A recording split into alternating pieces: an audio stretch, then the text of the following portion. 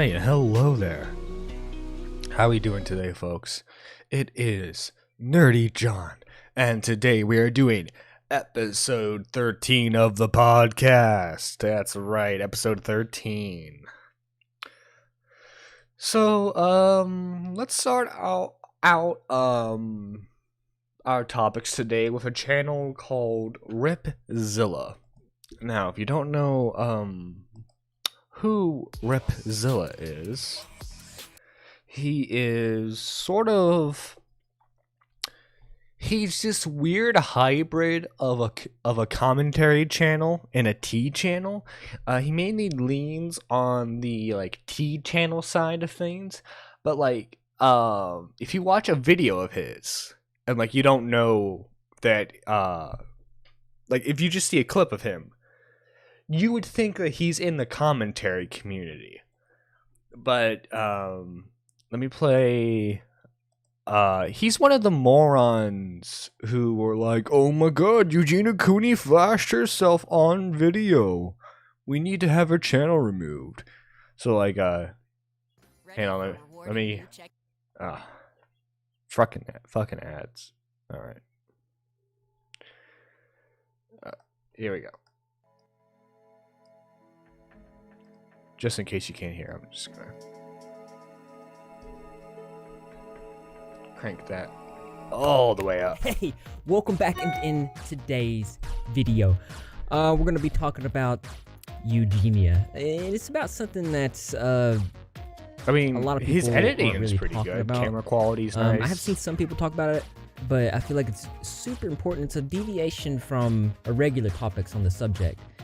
But before we get into that, I do want to say Happy Mother's Day. It'll be the next day before this video comes out, but I want you to know that I am thinking about my mothers in the rep squad. That being said, and if you're unfamiliar with today's topic, Google results says that Eugenia is an American YouTube personality and Twitch. Alright, so this dude gives me the vibe of a rejected boy band member. Let's see if I can screenshot this real quick. Let me see.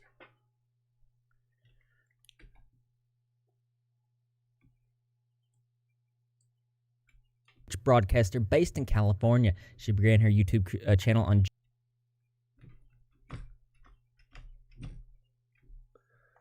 Nope, I do not want that. Nope. Oh, yeah, there we go. Alright.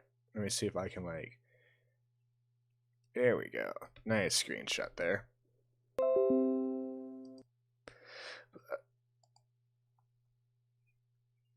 Yeah.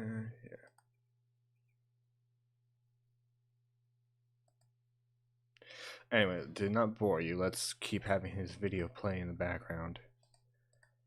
June 17th of 2011. Now, I've covered multiple topics about her over the last year, and some that were extremely serious. And if you're interested in those videos, they'll be in the pinned comment. But for today's video, we won't be bringing that up. We're going to talk about something that I feel like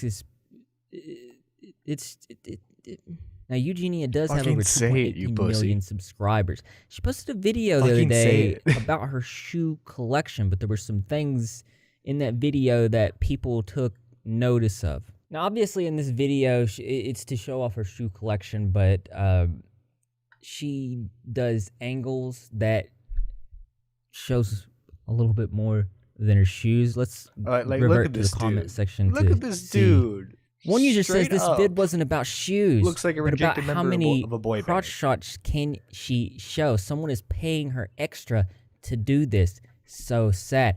And this is what we're going to be talking about in this video. Is it? Oh my god, you're such. Oh, all right. Now, granted, he does do a fundraiser, National Sexual Assault Hotline. All right.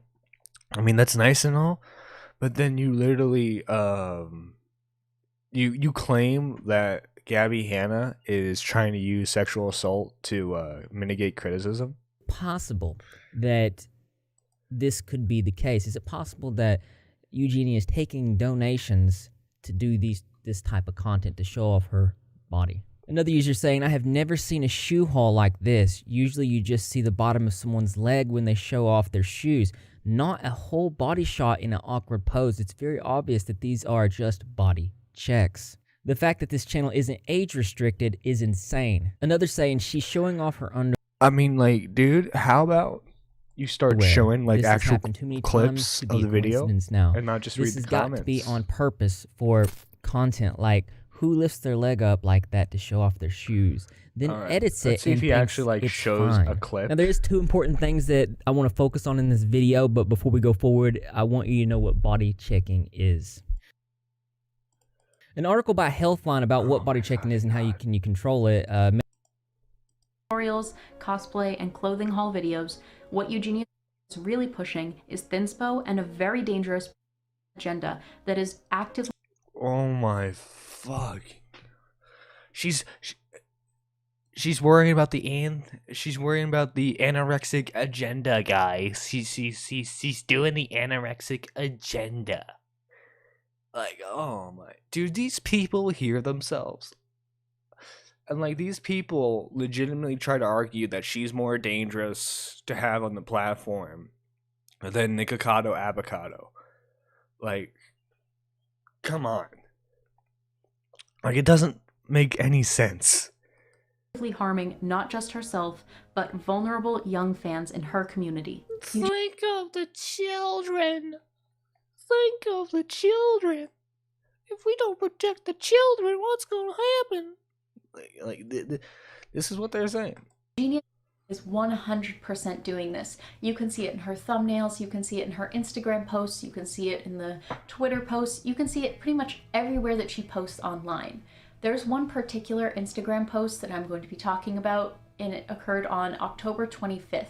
In this photo, she's posed and you can see her arms, her tendons are very pronounced. You can see her collarbones, and I'm not going to go too deep into what she looks. Yeah, it's kind of what happens when someone's anorexic.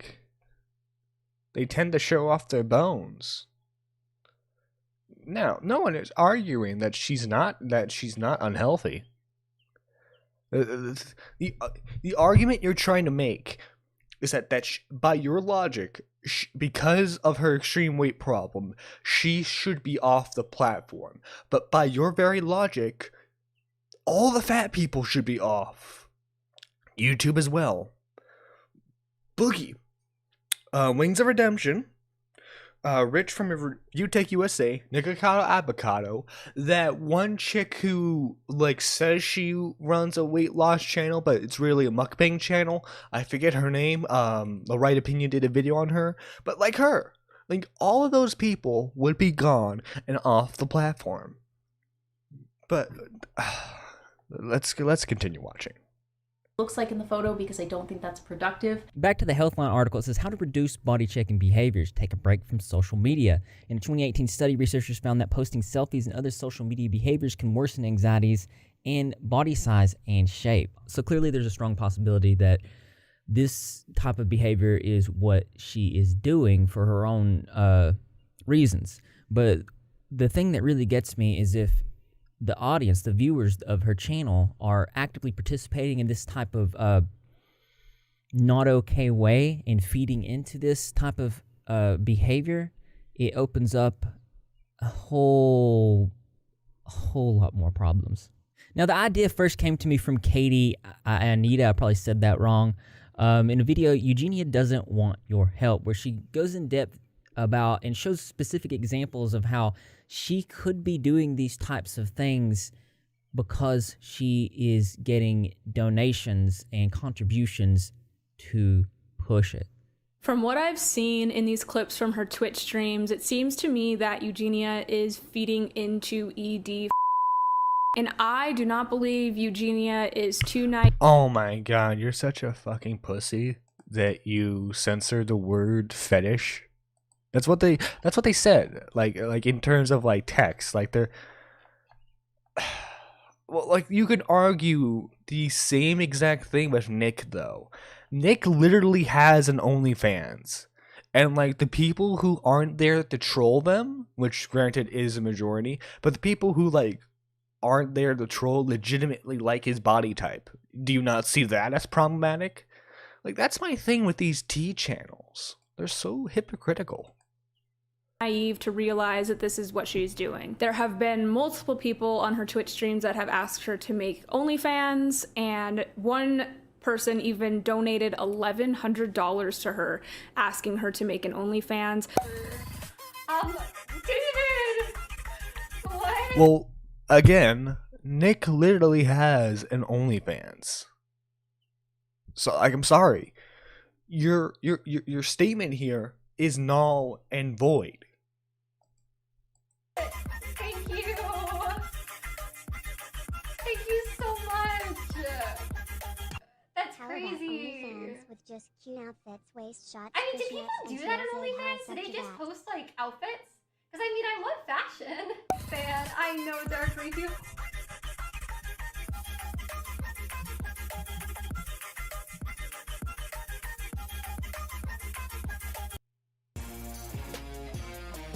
The playoffs make every day feel like a win, but with DraftKings, every day is a win. Courtesy of DraftKings. I don't care about DraftKings. Hey, I am an honest guy. Check my reply after stream. This specific person tried to get a refund for the $1,000 that they did donate to Eugenia. Now, there brings a lot of questions to this. Now, personally, I don't think that there should be a refund giving, nor do I know if there ever was a refund giving. But the point is that this type of stuff was being pushed about this type of content, doing these types of things. And we don't know what transpired in their conversation off camera.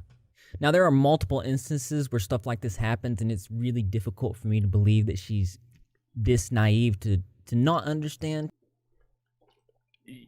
Oh my fucking god, you fucking piece of shit. Like, she likes to play and act very, very innocent, but we know with videos that I've done and put out and shown you guys in the past that she's not as naive as she likes to let on.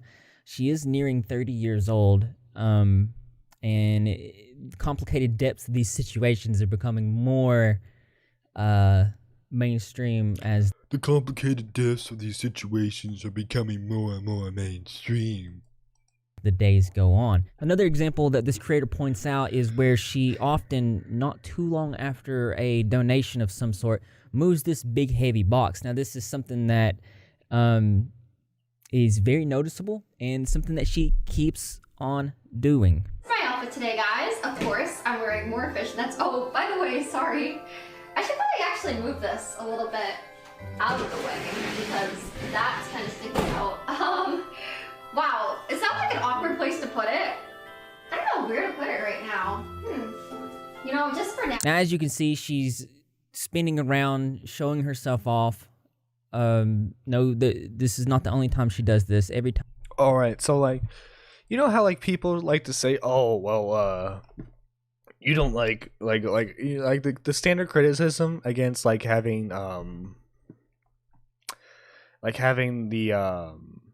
the Twitch thoughts and stuff on the Twitch is like all the detractors of the criticism are like, well, you're just over analyzing how they look and stuff. This is literally what this guy is doing. And he's like, you see, like, she's spinning around and she's showing herself off. Very similar to her shoe video. She's pausing, and you got to keep in mind that she's editing these videos. So you got to keep in mind she's editing these videos. Specifically in the shoe video, she zoomed in on her crotch area. Pair that with the people asking for the OnlyFans all the time, it's not looking good. Light somewhere else. I'm gonna put it right here so it's not awkwardly in the way. Oh guys, I gotta move this. Sorry, it's like awkwardly in the way. But thank you so much. Oh my gosh, that's insane. But oh guys, oh my gosh, I forgot to move like my makeup in. Should probably move this while I'm at it. Oh my gosh, what? I actually have shoes on today. Oh. Can I get my makeup thing? I should probably move this. Sorry. Thanks for the bits. Oh my gosh, I forgot to move my like makeup bag again. Give me a second. I'm sorry. I like this big. All right, so what this shows me is that sometimes she just forgets to move her stuff before she records or streams. That's pretty much it. I don't know about you guys, but whenever I record or do a stream, sometimes I have to move things multiple times Because, like, often, even though I know I'll have to move that later on, I put it in the same spot because that's just where you put it. Makeup thing? Thank you for the bits! Guys, I forgot to put my makeup on. So wait, is like... And on. Is he trying to say that she's trying to show her ass on screen? Because, like, the chair is covering everything. On and on and on. You can find multiple examples of this. And I feel like at this point, with the content that she's currently coming out with, this needs to be an age-restricted channel. It is clear to me that the only thing that this channel is, like, she doesn't care anymore. Like, she's... Alright, so, like, I don't see how... Like, what he was showing there needs to be age restricted. It's not like a Twitch, like, it's not like another Twitch stream where they're wearing tight yoga pants and, like, their butt is in full view of the camera. Her chair was blocking her. So it's not like the viewers got to see anything spicy. Literally just like, well, I'm not even going to try to hide it anymore. This is a, how do I say this about bleeping all these words? This is Eugenia Hub. We're just going to say that. And oh my God, dude. Like, I'm not saying that this is the reason why Eugenia hasn't recovered. EDs go a lot deeper than that. But this doesn't exactly help to get her on board the recovery train. I feel as though people view Eugenia as a naive little girl who doesn't know what she's doing, so she gets an exception. But let's not forget this video, I swear to God, that Eugenia is 26 years old, as I said 101 times in my last video about her. She is an adult with a huge platform, and she needs to be held accountable for the influence she has on her young, impressionable audience. She refuses to age restrict her content. Would I consider age restricting my content? You're worried about impressionable children who watch me? I'm really sorry you feel that way, Lots of Peaches, but honestly, you know, no, I don't really think there's a reason for me to age restrict my content. I'm not really posting content that is like 18 plus or anything like that. She's not though. She's not posting content that's 18 plus. She's just doing a fashion channel and a fashion stream. So like, that's it. There's really a reason for me to age restrict, but I'm really not ever trying to upload like harmful content or anything like that. There's no reason for you to age restrict. Are you joking? No, I'm not joking. Like, yeah, she's unhealthy. But again, by your logic, all the fat YouTubers need to get out of the way. Even if they don't show face cam, they need to get out of the way because they're enabling their audience some crap like that. I think it's kind of crazy, no offense, but that some of you guys to me are kind of like, are you joking? Because the thing is, like, honestly, even if some people want to try to make my content into something bad, which I never try to upload anything bad or do anything wrong, like, the truth is, like, I'm not uploading content that is, like, 18 plus. And there's just really no reason for me to have to age restrict, you know? Now, obviously, this is exactly why I chose to bring up this creator's video, because I felt like it's relevant now more than ever, and the words that we just heard hit differently now, especially after the other day's shoe haul video, which let's be honest. Which, by the way, this video about the shoe, like her supposedly flashing the camera, there's no... Like, there's not even, like, an image that's blurred out or anything. He hasn't showed anything about it once. Eugenia Hub. That's what it was. Just at the image that we're looking at right now, I want you to know that I'm not going to show it, but as the video progresses, every excuse that you heard in that old previous clip in the past about how she doesn't do 18 plus content. She doesn't, well, keep in mind that she completely reviewed, edited, and knew exactly what she was doing in this video. So at least then that excuse does not hold up in today. Let's stop giving this guy money. All right. But yeah, like,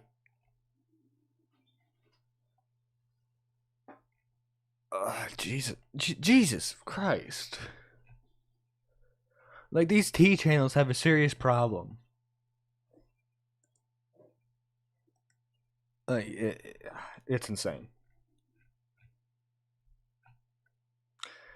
Probably should get some music on. The Lo-Fi channel is on.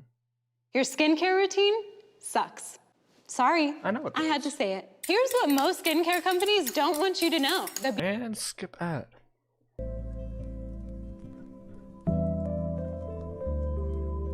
All right.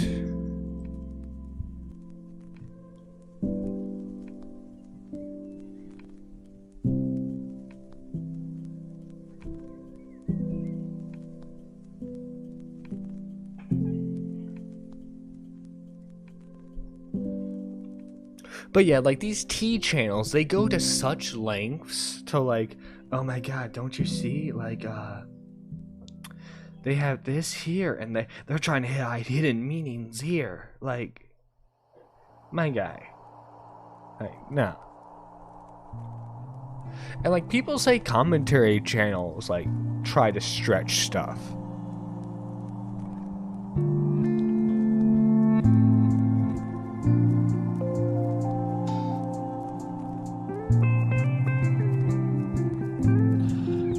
From what it looks like, the music is a bit too loud, so I'm just gonna turn it down a nod.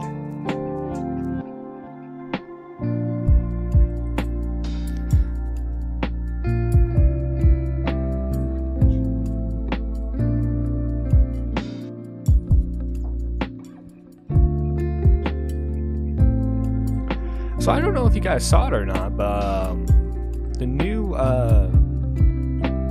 Windows 11 has been leaked out, and Muda did a video on it.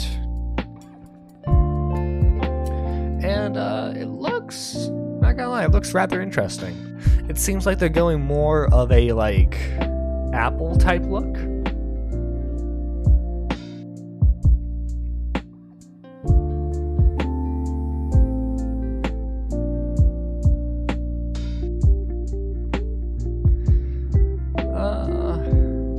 Nothing really new in terms of like news stuff. Oh, one thing I want to talk about though is they recovered a lost George Romero film. Yeah, it's called The Amusement Park. And the funny thing is, it wasn't meant to be a horror movie. But it was a PSA that was going to air on television. But for some reason, it never did. But luckily, there was a... Oh, you saw it? It's sweet, yeah. But you know what's interesting about it is... If you took, like, the beginning and the end part out, because, like, the beginning and the end part is, like, the PSA stuff... If you took that out, you would just have like a straight short, like a short horror film done by George Romero, because like it still has a lot of like George Romero's filming techniques, and I don't know, maybe we're just making something out of nothing because it's, you know, recovered art and we're trying to like, and you know, it's by George Romero, so we want it to be like really good. But I don't know. I think my personal opinion, I think like the actual like film part of the PSA is like really good.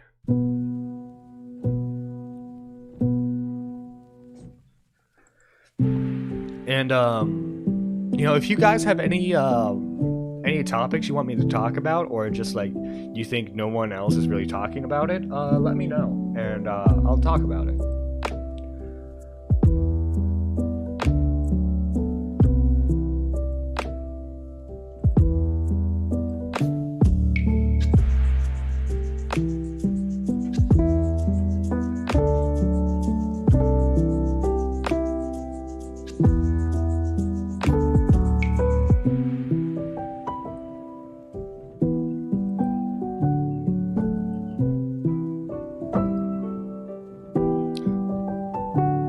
Also, Gib, how are you doing today? I hope you are doing well. You know, it's early in the morning for me. I don't know what time zone it is for you, but, you know, no matter where you are, hope you're having a fantastic day.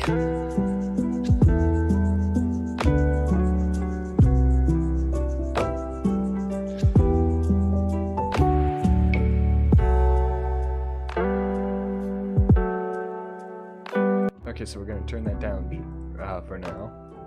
Just satire. Because there is a video I do want to talk about. They have attention spans that can only be measured in nanoseconds. And I think I might have to look up the original video.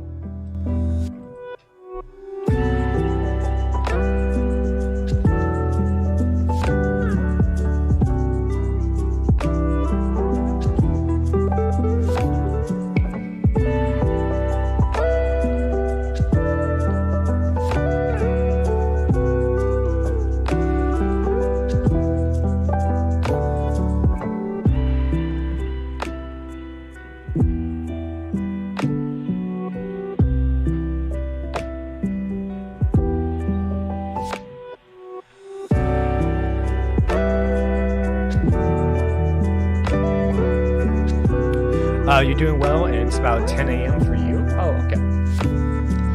So I wanted to talk about, shoot, I can't find like a rip of the original one, so it looks like we'll just have to use someone else's video to talk about it.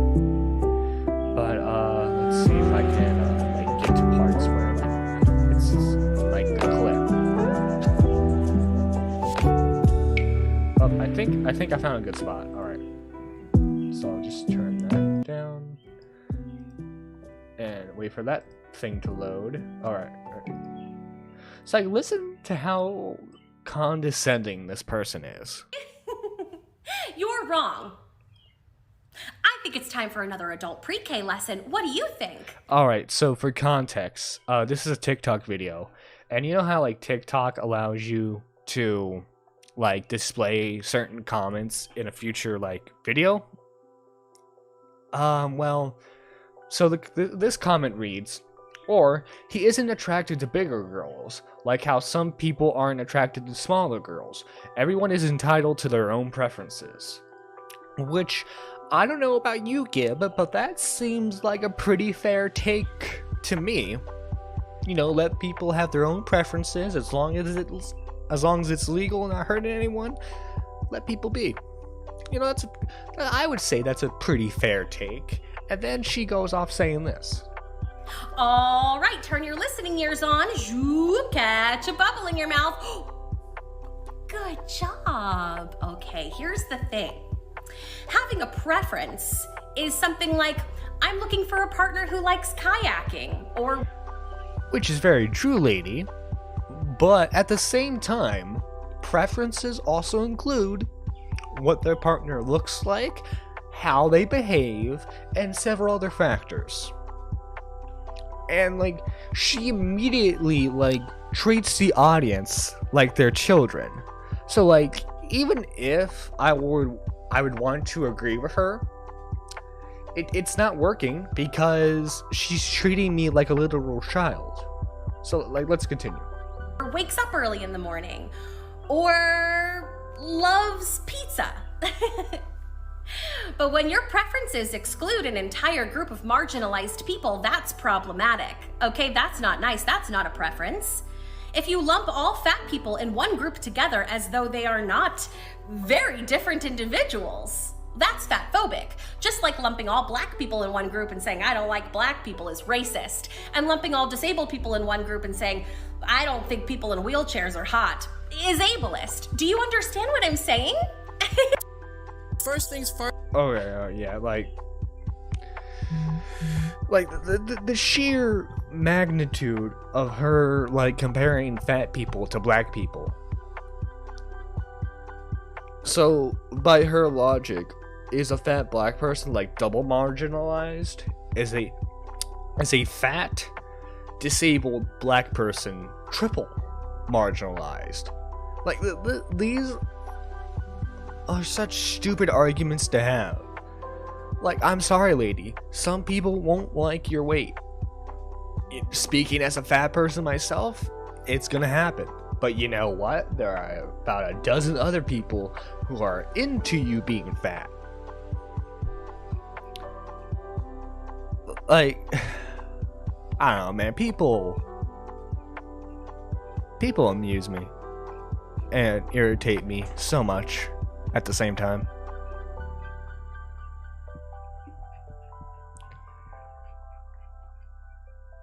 Like, we can't just deal with people having different preferences nowadays. It always has to be like, I'm right and you're wrong.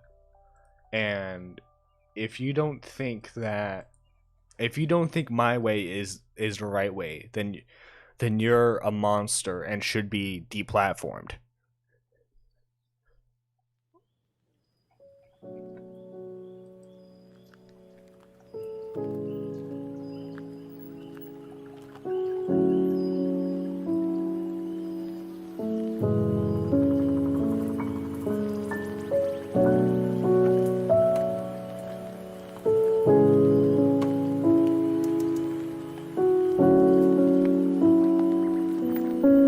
So anyway, our next topic, after this ad is over, is about a YouTube creator who goes by Todd in the Shadows. Todd in the Shadows has actually been on the platform for a very long time, and he does like music reviews. He actually used to be part of a group called Channel Awesome, and shoot, I forgot he plays copyrighted music. Let's see if I can. Yes, it started with Annie DeFranco. All right. So let's play this clip. Franco and Tori Amos, and it ended with the girl from I Know What You Did Last Summer trying to sing. She wrote a children's album in 2007, and then just seems to disappear from public life completely. Oh, except for a couple gossipy headlines she made in 2016 after she tweeted about how much she hated Hillary Clinton and how mean Hillary was being to Donald Trump. Huh. Well, that should dampen your enjoyment of this song forever. In fact... Why should that, though? Like, that's my thing. Why should her political differences ruin your enjoyment of the song, especially when she's not directly saying anything? Like, she could still be against Trump and what he says. But, like, you, the music critic, trying to make that a criticism as to why you shouldn't enjoy her song is, like, so dumb.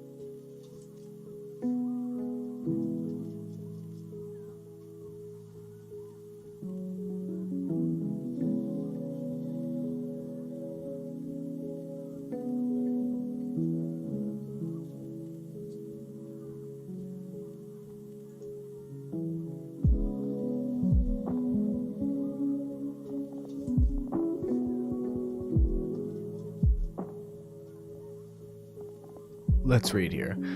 That's so dumb. You should enjoy it for the way it sounds and the lyrics, not for the different opinion they have. Exactly, yeah. Like, I've noticed that's a problem with a lot of, like, online, like, YouTube critics in general, is that oftentimes their politics get way too heavily involved in the video. Now, like, if they're reviewing something that has politics in it, I can see why they might need to bring up some of their politics, but like a lot of times what they do is they bring up like something very political when it doesn't relate to the subject whatsoever.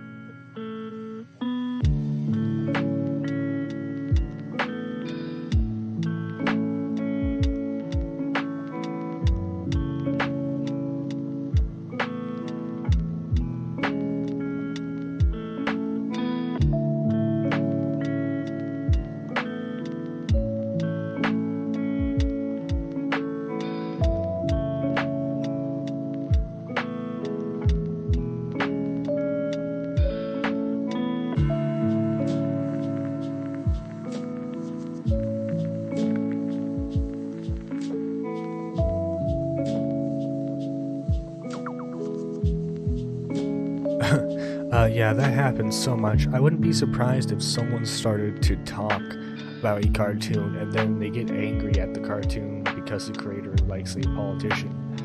Dude, like, this literally happened to Scott Cawthon of FNAF fame.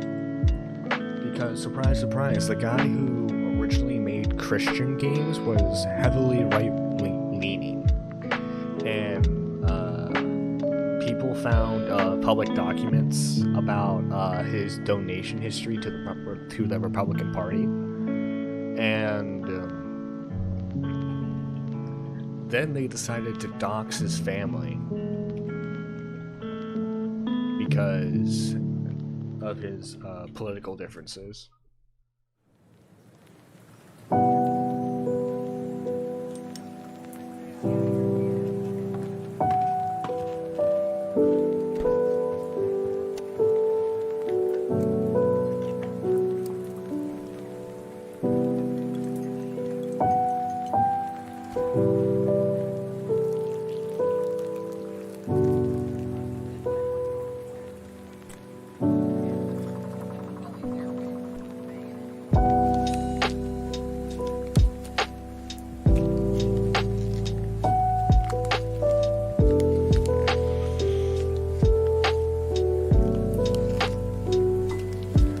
Oh, you didn't even know about that? Seriously? Oh, wow, okay.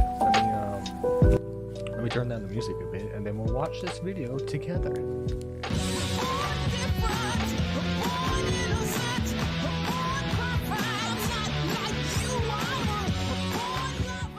things that is the reason why I would never want to be famous. Hi there, I'm James Stephanie Sterling, and today we're going to talk about belief system. What was that?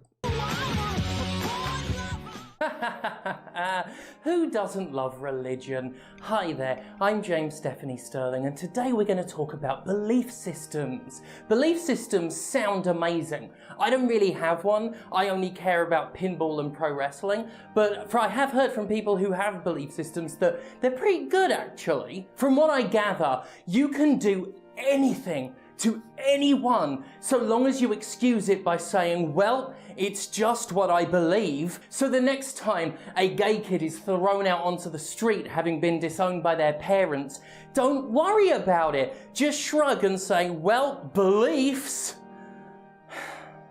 Anyway, shut up, you. Time for this. Scott Cawthon sucks. And I say that at the risk of pissing off his creepy cult of personality. His fan base already hates me despite being a direct inspiration for the Five Nights at Freddy's series with my criticism of his earlier title, Chipper & Sons, a lumber company. It was a very creepy game. But they're mad at me for all that I've definitely done for them. Because they won't hear a single bad word said against the guy, even if that bad word gave them the game that they love so much. I'm just saying, where are my royalties if Cawthon's chucking his money about? In the past, I have praised Cawthon for taking criticism on the chin and rolling with it to create success, and just being a super nice guy. He's so nice. He's nice, and he's polite is the thing. And also, Cawthon's stans are idiots. And now that I've set the tone for a reasonable and rational discussion, let's talk about Not really, dude. All you've done so far is, like, insult his fan base. So far, you've passive-aggressively insulted him. Like, there's no discussion to be had here. Cawthon's fan base, but the people who Cawthon himself seems to be a fan of. It came to light recently that Cawthon loves to spend his vast sums of Freddy money on political contributions. It was already known that Scott was deeply into that whole fundamental Christianity thing, which isn't exactly known for its open-mindedness and tolerance of others. Scott's pro-life, by the way. Scott's anti-abortion, by the way.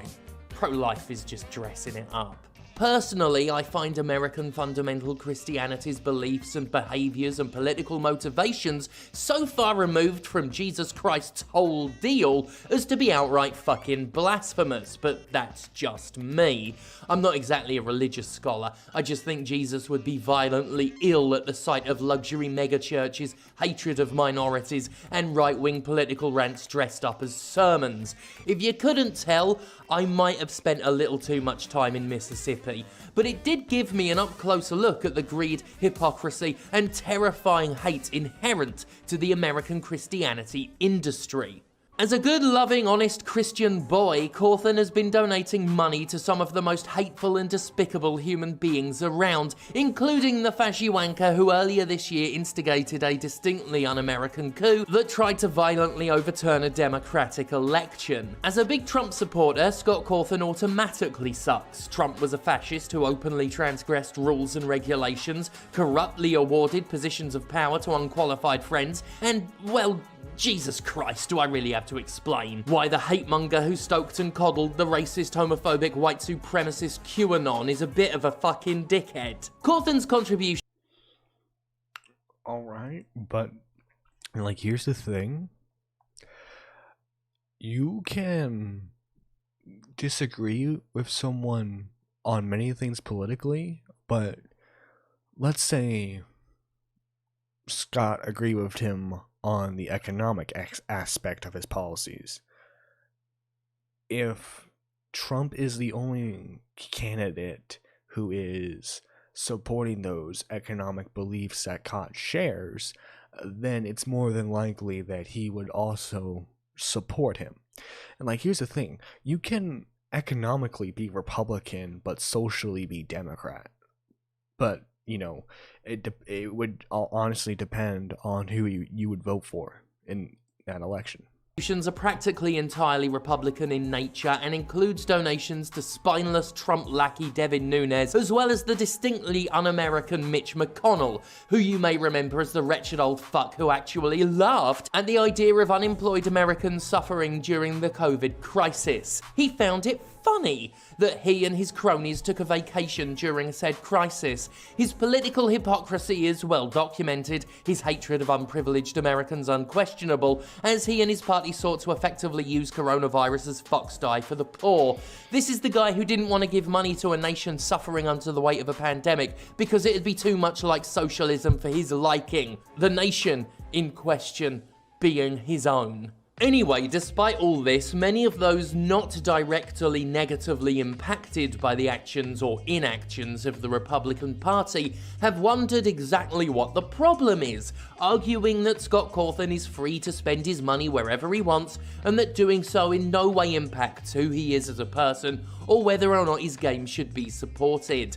This is a very easy position to argue if you're not marginalized, if the general day-to-day So James's point now is, well, this is why his games suck now, because of the people who he politically supports, and that you shouldn't, like, the only reason why you would argue that he should be allowed to say what, or his argument is, the only reason why you think he should be allowed to say what he believes and support the candidates he wants to support is that you yourself aren't marginalized. And by that he means, oh, you're not gay. Basically. Later in the video, he just straight up calls people the straights. Politics of the nation don't really impact you in any significantly noticeable way. Unfortunately, many people are directly impacted by the beliefs and actions of Mitch McConnell and his treasonous, murderous pals. It's been noted that much of the criticism of Scott Cawthon has come from the LGBTQIA+ community, and it should be hardly surprising given the sheer volume of attacks the Republicans have launched on queer people since the dawn of time, and especially in the past few years. The very fact that Republicans have fought marriage equality tooth and nail and still have an eye toward nuking it should be enough, really. That's it. That should literally be enough for all of you to understand why. Alright, yeah, like some Republicans don't support that. but also some Democrats don't support that, and that's the thing. And like, what about, because like the whole argument here is the generalization of an entire party when it's really the few extremists in that group. Like, saying that because you're Republican, like all Republicans want to get rid of gay marriage, they want to get rid of the gays. It's such a weak argument to stand on, because there are gay Republicans. Like, they are open, and it's not like they're closeted. Like, there are openly gay Republicans who support economic conservative policies. Like saying that about Republicans, it's like saying because you're a Democrat, then you want Stalin to take over the country. Like, that's the same argument. Some of us might think that directly funding Republicans is not a harmless bit of personal spending. Seriously, how is that not enough?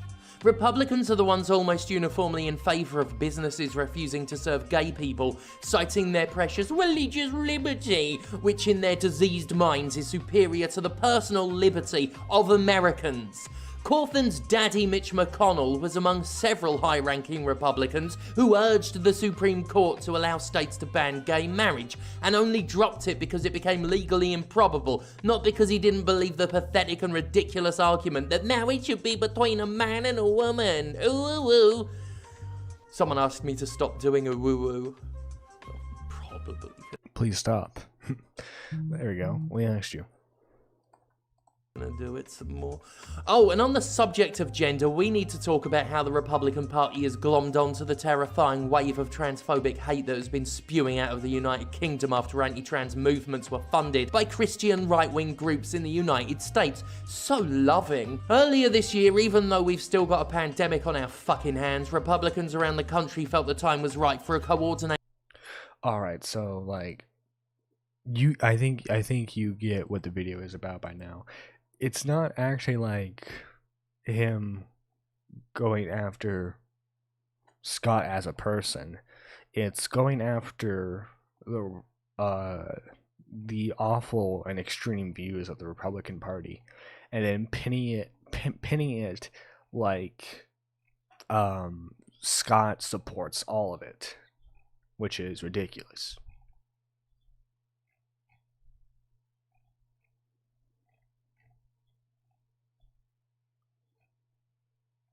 Anyway, let's get the music back on.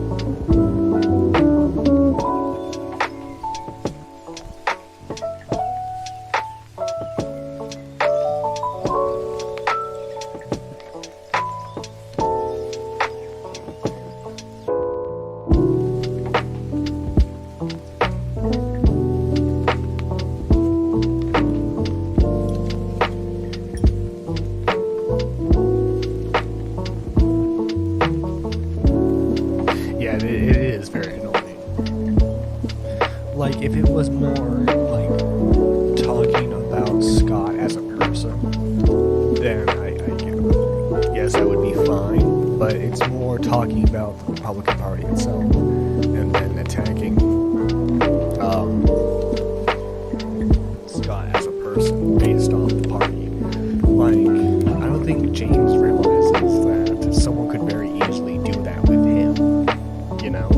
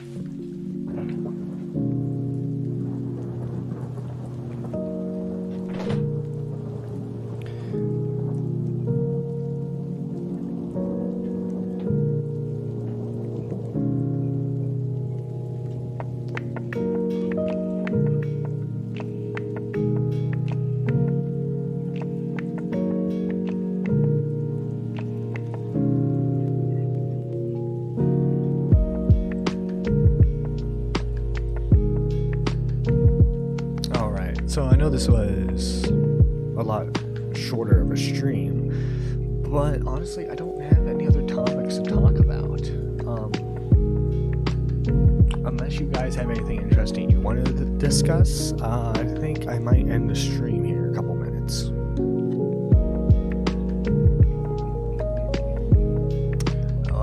I guess we can talk about, before we end the stream, I can talk a little about Square Enix's E3 stuff.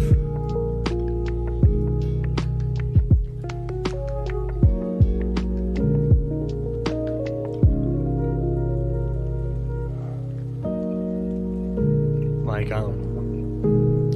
not necessarily the Marvel stuff, but the, also many of his points were bad, like saying most Christians are homophobic.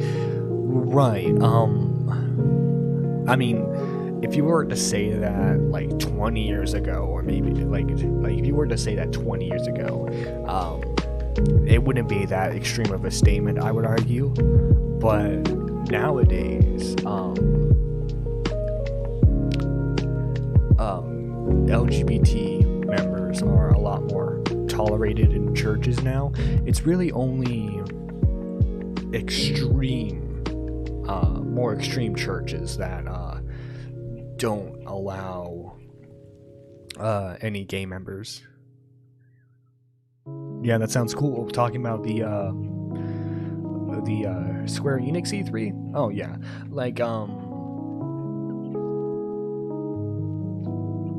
they announced Stranger of Paradise, Final Fantasy Origin, which is apparently a sort of like tie-in game to the original game. But what confuses me is that,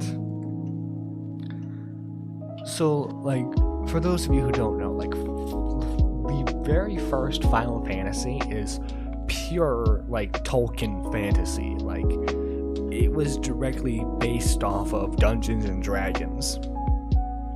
But like, the main character in this game, like, straight up wears like a t-shirt and jeans. Like, I'll show off. Yeah. Also, it's a Dark Souls game. Well, not like a Dark Souls game, but it's a Dark Souls type game, which is rather, it's kind of odd. I never expected Final Fantasy to go down that road, but who knows, maybe it'll be really good.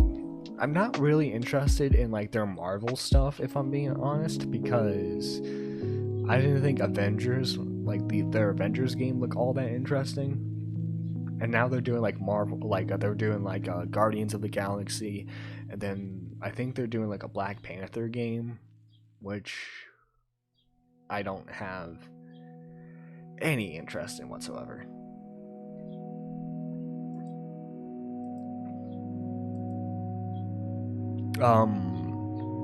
What kind of E3 stuff were you guys excited for? Personally, I was really happy about the Shin Megami Tensei 5 announcement, and then I also saw that they announced Stalker 2, which I thought was a pleasant surprise, because I thought that game was never going to get a sequel.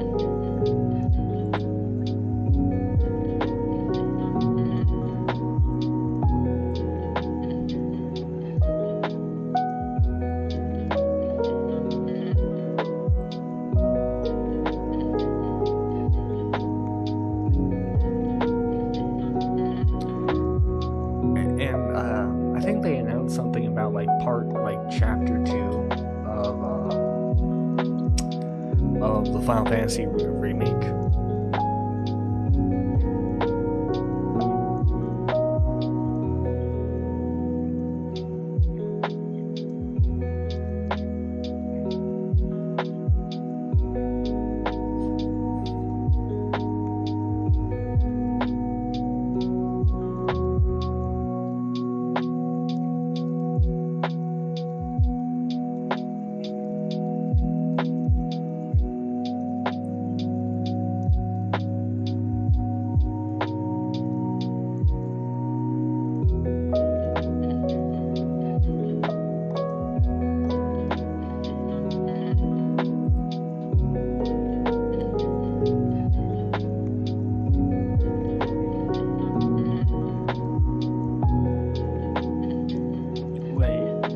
Xbox literally like did a fridge announcement. I thought that was like a joke everyone was doing on Twitter, but it's a real thing. Wow, that's kind of sad that that's like a main thing that they're like showcasing at E3. I don't know about you guys, but that is kind of sad. You know what? I don't necessarily blame Sony for ditching E3.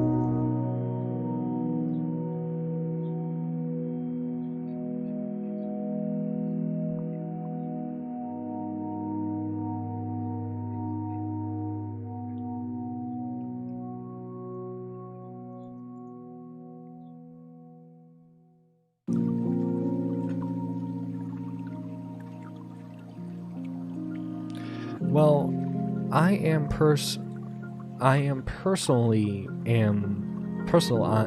excited for Halo because I have friends that really enjoy their series, the series, and they probably get a computer for it. That seems epic. Personally, I've never played a Halo game before. I did have an Xbox One for a short period of time, but I've never like gotten like Halo 5 or like the Master Chief Collection for it. So yeah.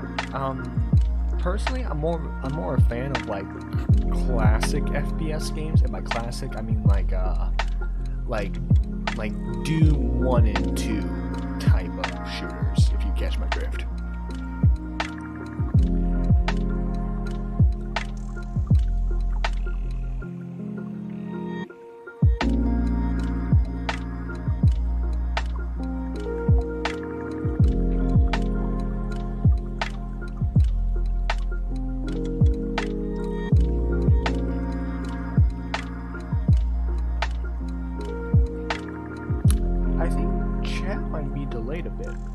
Purposefully delayed chat in this?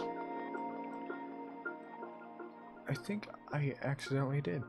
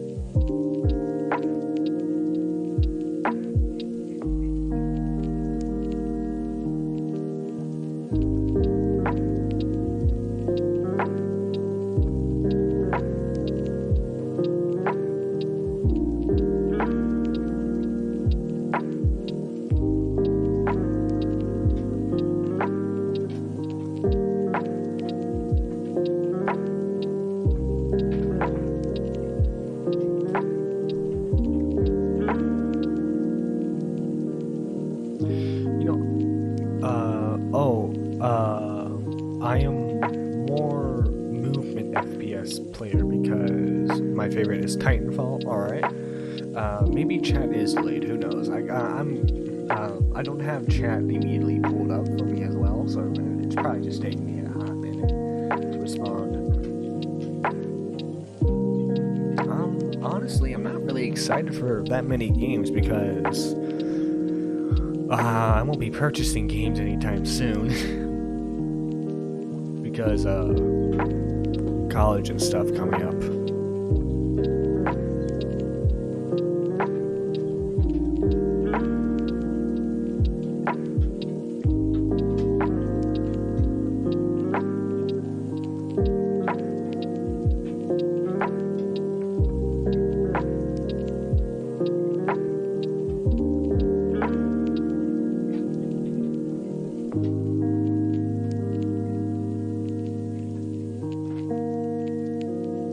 I hope you guys like this setup. This is very chill. Oh, thank you, Flippy. Thank you. I'm surprised you're here, man. Glad you're here. Unfortunately, you missed like the really juicy topics that we were talking about, because we were talking about stuff like Eugene Cooney and like Repzilla earlier in the stream, and we were talking about some TikTok nonsense. Also, we went into like the Jim Sterling video on Scott Coffin, and then we were talking a little bit about E3.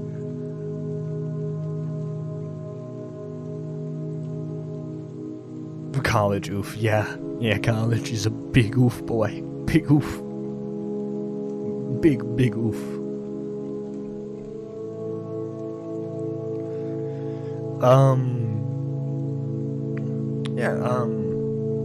So Flippy, I don't know if you have any topics you wanna suggest or talk about, but if you do, let me know, and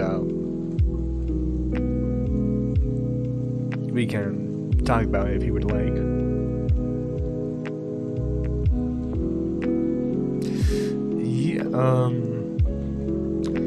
You know what? Let's get some cancer. Let's see what's on the trending tab.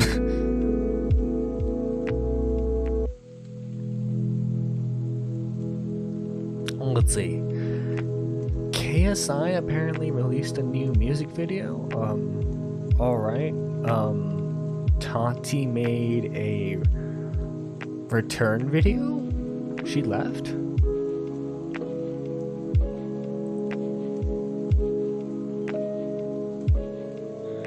Oh. You know, I'm surprised she didn't like try to come back as soon as like the James Charles stuff happened. I went back and I heard you talk about the music critic who bases his reviews on someone's political take. Oh yeah, that was a fun one, because like it's not because like Anthony Fantano, agree or disagree with him, he tries to make it very clear that the political stuff isn't affecting his critique of the music, but what Todd in the Shadow does is he actively mentions all the political stuff about the person, so that way you as an audience member can then either stop enjoying the music or prevent you from enjoying the music at all. You're just chilling, my guy? Alright. That's nice. Well, hopefully the lo-fi stuff helps you out with that.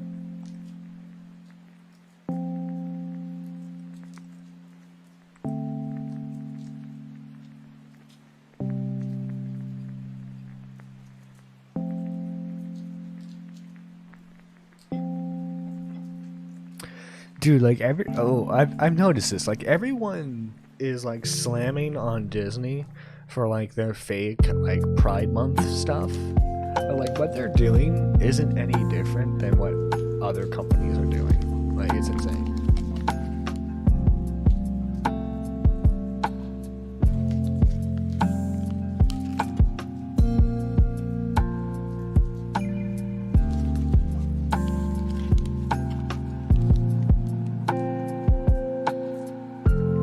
Oh, a new JoJo chapter released. Alright.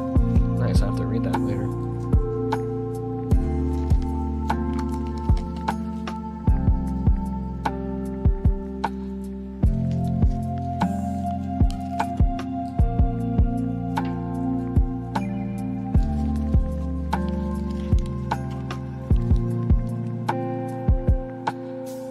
Yep, and the rain. Oh, thank you. I figured the rain would be a nice touch.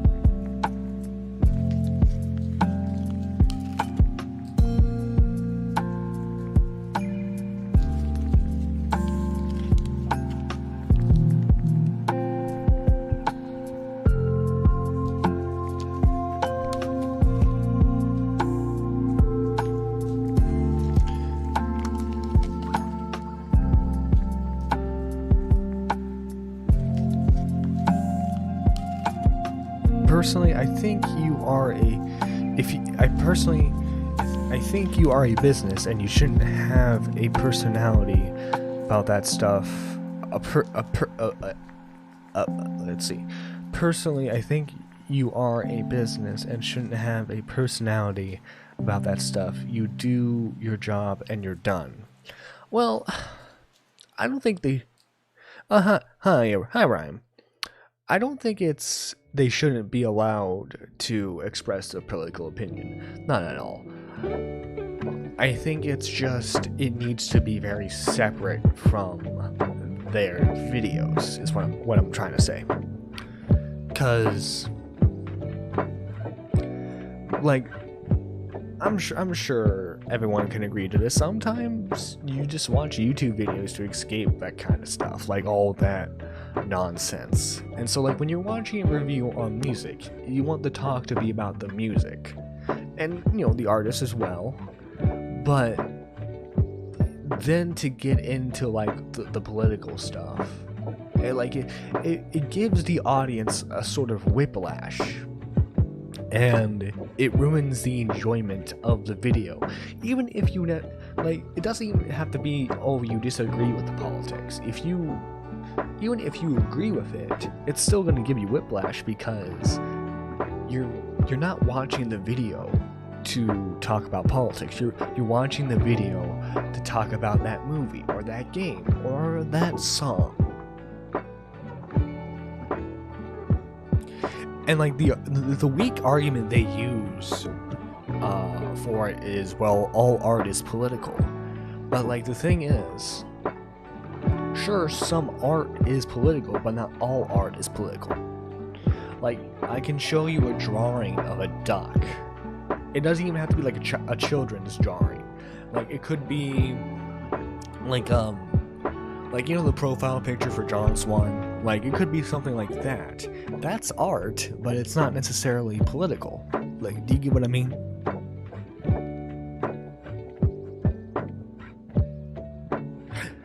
Yeah, Ryan, hope you're having a good day. We're just all chilling here and discussing various internet topics.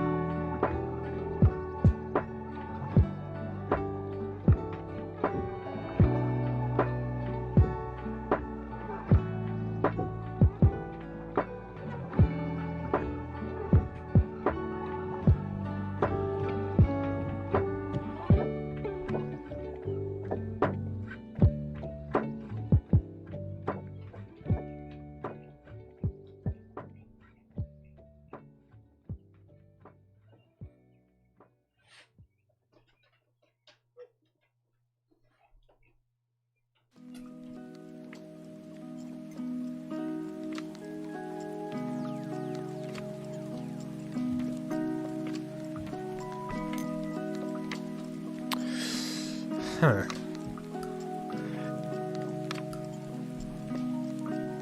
Shoot, I don't... Oh god, Daraman videos.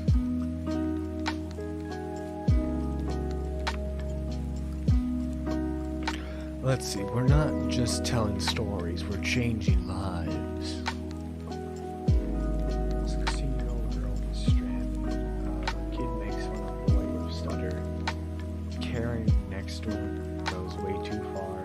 Girl, like, oh, these are like all like the Facebook type feel-good videos, aren't they? watching these. I'm not watching the Darman video. I'm sorry, boys, I'm not.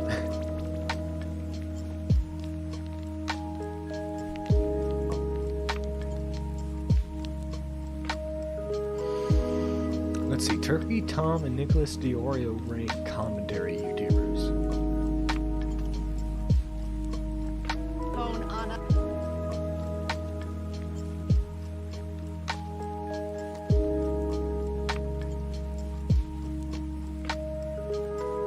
We did a tier list. Somebody came in and accused, I think that was like the night of the Pie Man allegations. So we were gonna rank Pie Man, and somebody came in and they were like, "Oh yeah, well, I would have ranked him in the S tier until I found out," and it was just like awful. It was a terrible thing. Welcome back to YouTube, Chicken Chad. Oh, Tipster.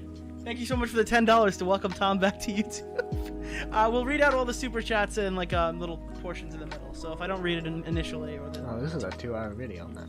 I'm not watching that entire thing. Speaking of Pie Man, like the dude, his videos do extremely well for him.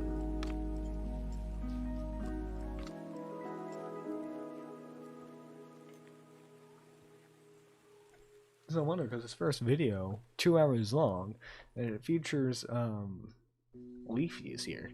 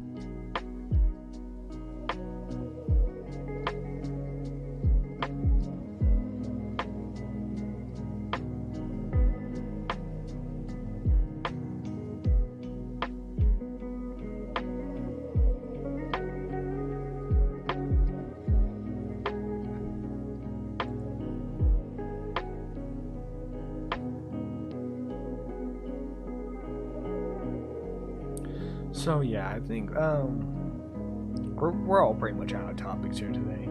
So what do you think about Carnox? The Carnox? Hang on, let me look those up. Carnox. Do you mean Cartnox? Cartnox? I don't know what you're talking about.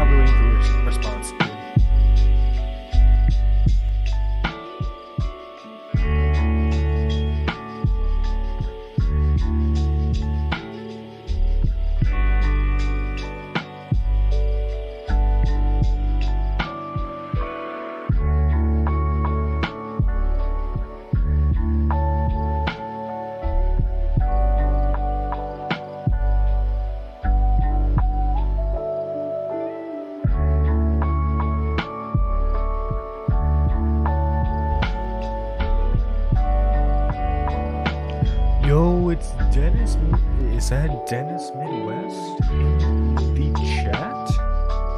It is a pleasure to have you here, man. It is an absolute pleasure. How are you doing, good sir? Dennis, do you have any interesting topics for us to talk about? Any influencer channels, any rappers you like to discuss?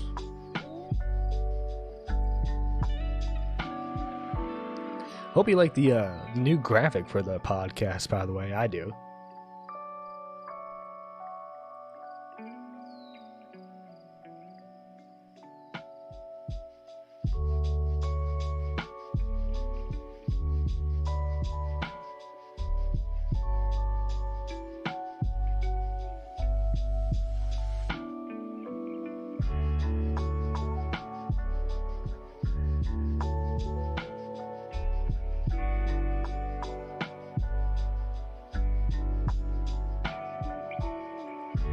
You know what I want to do? I want to get someone on the podcast who I vehemently disagree with on stuff, and just have a debate.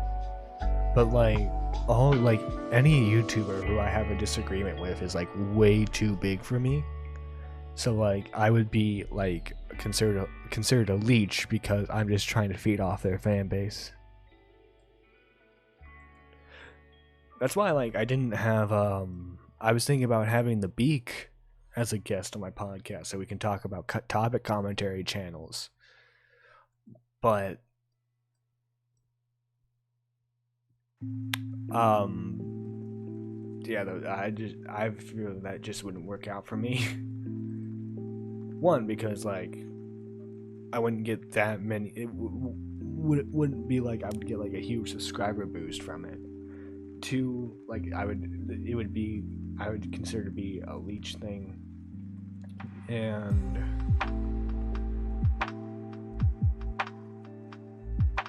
I don't know, it just wouldn't be that good of a debate, I feel, because the whole argument would come down to your content is lazy, and then it would be you're mad, bro. That's what it would come down to. And at that point, it's not really a debate, it's just a screaming match.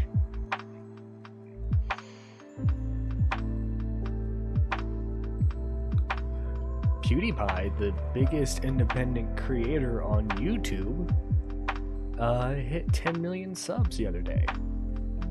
I mean, not 10 million, 110 million subs. Which, good on him. Dude deserves every sub.